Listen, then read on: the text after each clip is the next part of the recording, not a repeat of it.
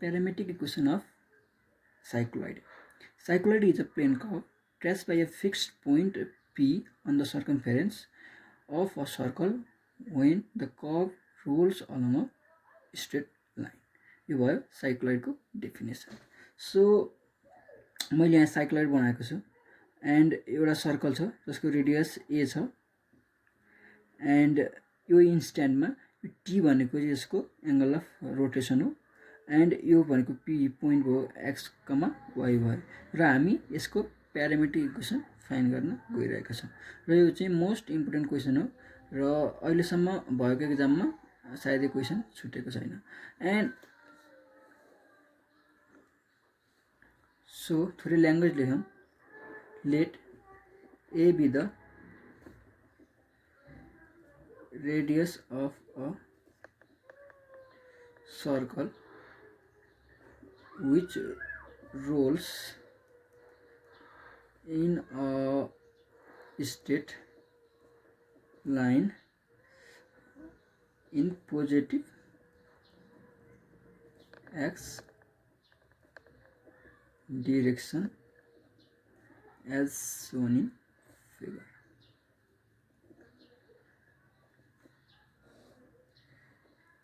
At an instant t be the angle of rotation, then distance traveled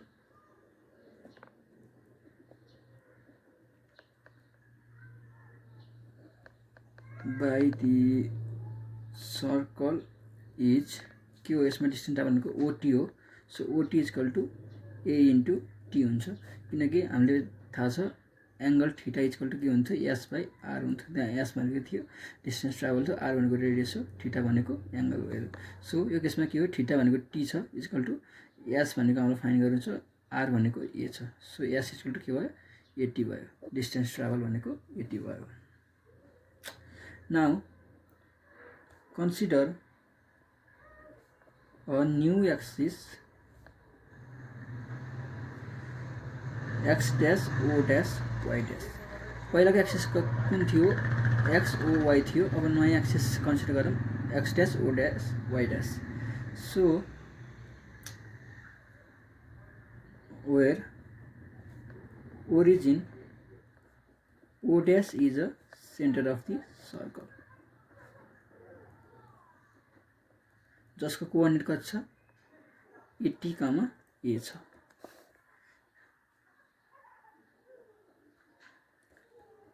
now the coordinate of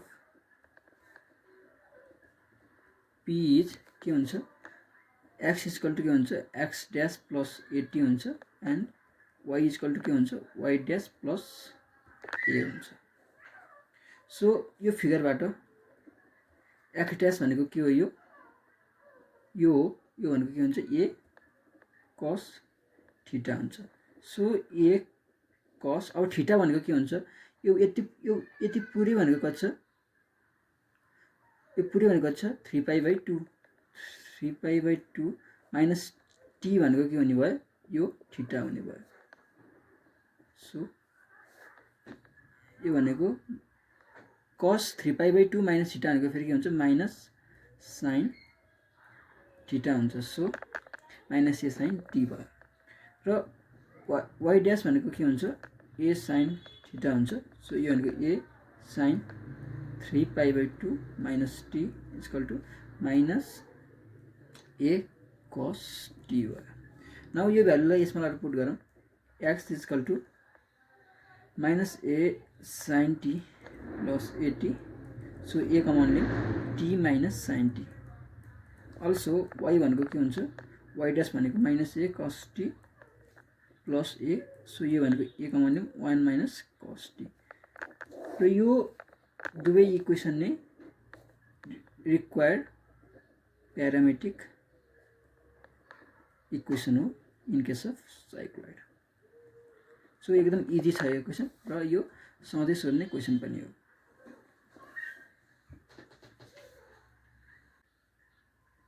अब कुरा गरौँ tangent and स्लोपमा. The slope of tangent at P x, y is dy by dx is equal to dy by dt upon dx by dt, where dx by dt is not equal to 0.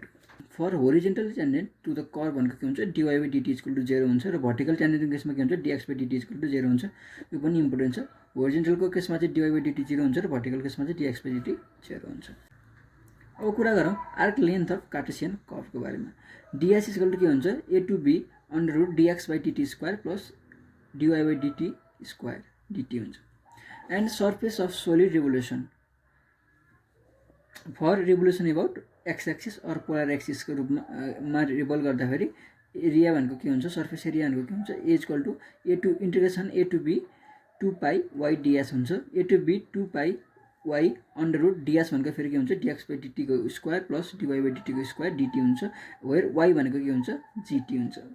And revolution about y axis को मा revolve गर्दाखेरि के हुन्छ integration a to b 2 pi x ds हुन्छ. x axis को अबाउटमा role गर्दा चाहिँ यहाँ y आउँछ र y एक्सिस को अबाउटमा रोल गर्दा चाहिँ यहाँ x आउँछ. सो यो भयो integration a to b 2 pi ft under root dx by dt square plus dy by dt square dt. अब जाउँ फर्स्ट क्वेसन तिर. Find the point on the curve x equal to 40 square y equal to t q minus 12t t belongs to r at which the tangent is horizontal and vertical also. vertical भनेको के अरे point find गर भनेको जहाँ चाहिँ tangent vertical र horizontal हुन्छ. Also find the equation of tangent at t equal to 1 हुँदाखेरि ट्यान्जेन्टको इक्वेसन फाइन्ड गर भनेको छ. सो सोलुसन हेरौँ. गिभन पोइन्ट के छ x equal to 4t square छ एउटा, अर्को छ y equal to tq minus 12t छ. फर होरिजोन्टल ट्यान्जेन्ट हेरौँ. फर होरिजोन्टल ट्यान्जेन्ट ट्यान्जेन्टमा के हुन्छ dy by dt equal to के हुन्छ 0 हुन्छ. सो dy by dt भनेको के हुन्छ 3t square minus 12 equal to 0 हुन्छ. So this implies 3t square equal to 12 हुन्छ. So this implies t square equal to 4. So this implies t equal to के हुने भयो प्लस माइनस 2 हुने भयो. So when t equal to plus 2 then x equal to के हुन्छ 4 into 2 square. So this is 16 and y भनेको के हुन्छ 2q माइनस 12 into 2. सो यो भनेको कति भयो 8 माइनस 24 भयो, यो भनेको माइनस 16 भयो. अब when t equal to minus 2 हेरौँ. माइनस 2 राख्दाखेरि x भनेको कति हुन्छ 4 into माइनस 2 को स्क्वायर. सो यो 16 नै भयो. एन्ड y भनेको कति हुन्छ minus 2q minus 12 into minus 2. So यो भयो 8 प्लस 24 माइनस 8 प्लस 24. सो यो पनि कति भयो 16 नै भयो. सो पोइन्टहरू के हुने भयो होरिजोन्टल ट्यान्जेन्टको केसमा 16 कामा माइनस 16 र 16 कामा 16 हुने भयो. अब कुरा गरौँ भर्टिकल ट्यान्जेन्टको बारेमा. फर भर्टिकल ट्यान्जेन्ट ट्यान्जेन्टको केसमा के हुन्छ dx by dt भनेको के हुन्छ 0 हुन्छ. सो dx by dt भनेको d by dt of 40 square equal to 0. So 8t equal to 0. So t equal to के हुने भयो 0 हुने भयो. सो t इक्वल टु 0 भन्दाखेरि x भनेको के हुन्छ 4 into t स्क्वायर भनेको कति भयो 0 नै भयो र y भनेको पनि के हुन्छ 0 नै हुन्छ. सो पोइन्ट भनेको कुन भयो ओरिजिन नै हुने भयो 0,0 हुने भयो. अब क्वेसनले के भनेको छ also find the equation of tangent at t equal to 1. So ट्यान्जेन्टको इक्वेसन भनेको के हुन्छ y minus y1 equal to m x minus x1 हुन्छ. यो m भनेको के हो स्लोप हो dy by dx हो. सो सुरुमा dy by dt भनेको कति हुन्छ 3t स्क्वायर माइनस 12 हुन्छ. एन्ड dx by dt भनेको के हुन्छ 8t हुन्छ. र यहाँ t इक्वल टु 1 हुँदाखेरि dy by dt भनेको कति हुन्छ 3 माइनस 12 यो भनेको 8 भयो माइनस 8 भयो. एन्ड dx by dt भनेको कति हुन्छ प्लस 8 हुन्छ. सो स्लोप भनेको के हुने भयो dy by dx हुने भयो. सो यो भनेको के हुन्छ dy by dt upon dx by dt हुन्छ। सो भनेको -8/8, सो यो भनेको -1 आयो। So equation of the tangent भनेको के हुने भयो,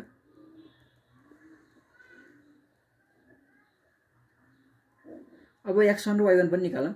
जब चाहिँ t = 1 हुन्छ, x भनेको के हुने भयो, x1 भनेको के हुने भयो 4 हुने भयो, र y1 भनेको कति हुने भयो 1 - 12 भनेको कति हुने -11 हुने भयो। So equation of the tangent भनेको के हुन्छ, y + 11 = स्लोप भनेको -1 x - 4 हुने भयो। सो यो भनेको y + 11 = -x + 4 हुने भयो। सो यो भनेको y + x -7 = 0। So x + y - 7 = 0 is a required equation of the tangent. So यसरी क्वेसन सल्भ गर्छौँ, र यो क्वेसन पनि सायद 1-2 पल्ट सोधेको छ। अब कुरा गरौँ नेक्स्ट क्वेसनको बारेमा। क्वेसन छ, find the surface area generated by the revolving a curve x = a t - sin t, y = a 1 - cos t, limit छ 0 to 2π, about the curve, about the के भने पोलर एक्सिस भनेको छ। सो x भनेको के छ a t - sin t छ, and y भनेको के छ a 1 - cos t छ। सो dx/dt भनेको के हुन्छ, a 1 - sin t को cos t हुन्छ, y dy/dt भनेको के हुन्छ a cos t को माइनस sin t हुन्छ। सो sin t मात्रै हुने भयो, भनेको a sin t हुने भयो। अब surface area generated by revolving a curve भनेको के हुन्छ, a = लिमिट कति छ 0 to 2π छ, 2π एबाउट पोलर एक्सिस भनेको छ। पोलर एक्सिस भनेपछि एक्स एक्सिस भयो। सो यहाँ हुने y ds हुने भयो। सो 2π 0 2π, y भनेको के छ a 1 - cos t छ, र ds भनेको के हुन्छ √dx/dt² प्लस dy/dt² dt हुन्छ। सो यो भनेको हुने भयो 2/0 to 2π a 2π a 1 - cos t √under dx/dt भनेको फेरि के हो a 1 - cos t whole square plus a sin t square dt हुने भयो। सो यो 2π ए कन्स्टेन्ट रहेला बाहिर निकाल्ने, 2π 0 हुने भयो, 1 - cos t under root a square 1 - cos t स्क्वायर plus a square sin square t यो dt हुने भयो। इनको 2π a 0 to 2π 1 - cos t a पनि निकाल्दिउँ, 1 - 2 cos t plus cos square t plus sin square t मात्रै बाँकी रहने भयो, dt भयो। So 2π a square 0 to 2π 1 - cos t root under, अब cos square t plus sin square t भनेको फेरि के हुन्छ 1 हुन्छ। सो 1 + 1 कति हुने भयो 2 - 2 cos t dt हुने भयो। सो यो 2π a स्क्वायर 2π 0 रूट अंडर 2 आयो, एन्ड 1 - cos t को होल 3/2 भयो। कसरी भने यो भनेको 1 - cos t 2 कमन आयो, अंडर रूट भयो। सो यो रूट अंडर भयो, यो 1 - cos t को पावर 1/2 भयो, र यहाँ 1 छ, 1 + 1/2 भनेको कति हुन्छ 3/2 हुन्छ। सो यसरी 1 - cos t को पावर 3/2 dt भयो। सो यो भनेको 2√2 π a square 0 to 2π 1 - cos t 3/2 dt भयो। cos 2 थीटा भनेको के हुन्छ 1 - 2 sin स्क्वायर थीटा हुन्छ। सो 2 sin स्क्वायर थीटा भनेको के हुने भयो 1 - cos 2 थीटा हुने भयो। सो sin स्क्वायर थीटा भनेको 1 - cos 2 थीटा/2 हुने भयो। सो यो केसमा हाफ एंगल को फर्मुला त्यो लाउँदाखेरि sin square theta by 2 equal to के हुन्छ 1 माइनस cos थीटा बाई 2 हुन्छ। So this is 2 root under 2 pi A square 0 to 2 pi 1 minus cos t भनेको के हुने भयो 2 sin square theta sorry t by 2 3 by 2 dt हुने भयो। So this 2 root under 2 into 2 को power 3 by 2 pi A square 0 to 2 pi के आयो sin square t by 2 whole 3 by 2 dt आयो।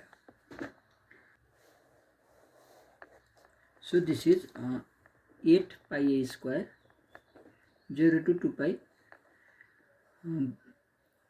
sin q t by 2 dt आयो। So we know sin 3 theta भनेको के हुन्छ 3 sin theta minus 4 sin q theta हुन्छ। So sin q theta भनेको के आउने भयो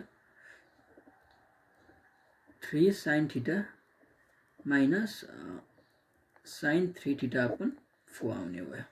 सो यो केसमा sin q t बाई 2 भनेको के आउने भयो 3 sin t by 2 minus sin 3 t by 2 upon 4 आउने भयो।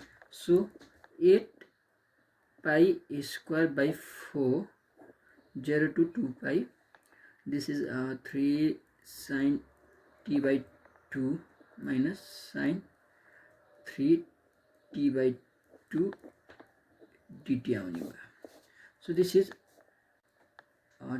2 pi A square 0 to 2 pi 3 sin t by 2 dt minus 2 pi A square 0 to 2 pi sin 3t by 2 dt हुने भयो। So यो भनेको 2 pi A square into 3 sin t by 2 को integration भनेको के हुन्छ minus cos t by 2 upon 1 by 2 0 to 2 pi minus 2 pi A square sorry minus cos 3 t by 2 upon 3 by 2 0 to 2 pi होने भयो। So this is minus 6 pi a square into 2 cos t by 2 0 2 pi minus 2 sorry plus 2 pi a square into 2 by 3 cos 3t by 2 2 pi 0 होने भयो। So यो भनेको minus 12 pie A square cos 2 pi by 2 minus cos 0 plus this is 4 pi a square by 3 cos 3 into 6 is 6 pi by 2 minus cos 0. So this is minus 2 pi a square. This is cos pi is minus 1 plus 4 pi by 3 a square. This is cos 3 pi is minus 1. So this is 24 pi a square minus 8 pi a square by 3. So this is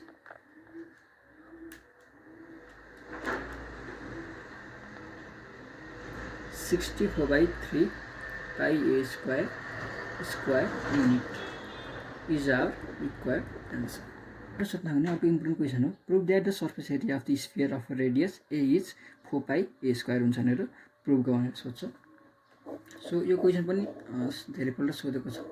यसको solution हेरौँ। If a circle of radius